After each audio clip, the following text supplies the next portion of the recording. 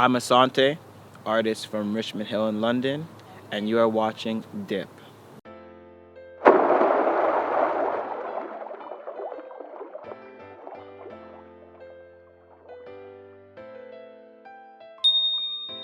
Since I've been working, the love for music, I'll start there. That's really where my drive is because I love what I'm doing. I've always been someone, even my mom been saying, Asante, yo, you do what you want to do, because I really do what I want to do.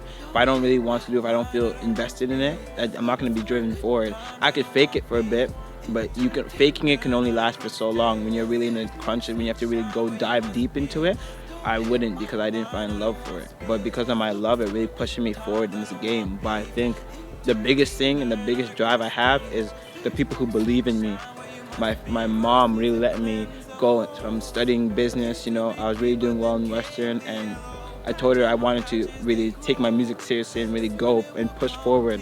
And she believed in me. She said, you go do this, but she told me if I do it, I have to give everything. So I gave everything, and not only just from my family support, but even from my voice, the vibe next door, Jason, Jam, and everyone who be believing in me, everyone who is really putting their time and effort to helping me grow and become a better artist. Those are the people who really help with my drive and help push me forward, because at the end of the day, I realized that this career, my artist self, is not just for me. It's for everybody around me and everyone who really believed in me and everyone who feels like I can be something. So that pushes me every single day. And my last drive is Drake. I idolize him. I see him as a goal where I want to reach. He's the best, and I want to be the best too.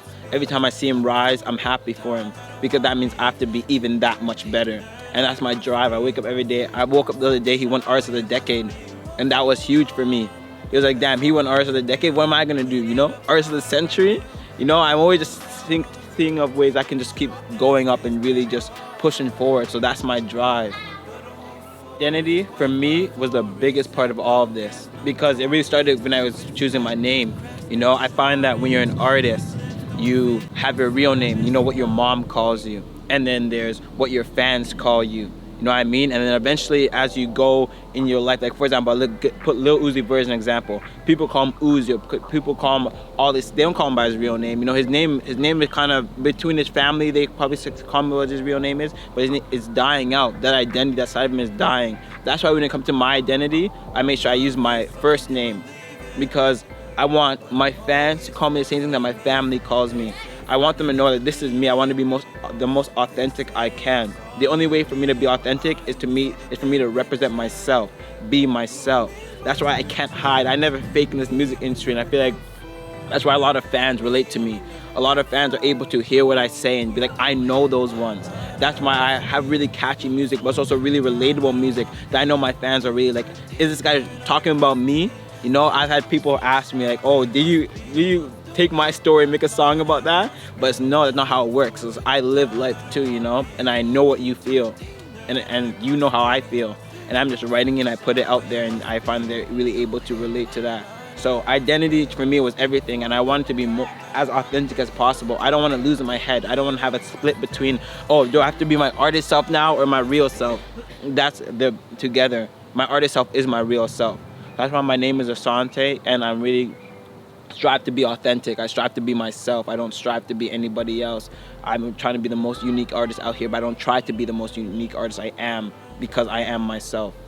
My pursuit is, there's a lot of different senses to my pursuit. I have my goals to be, this really big artist, one who world renowned, everybody knows me, everyone relates to me. But to be honest with you, I want everyone who believed in me to come on this journey with me, and I really want to show them the best life I can possibly give them. That's my biggest goal in this.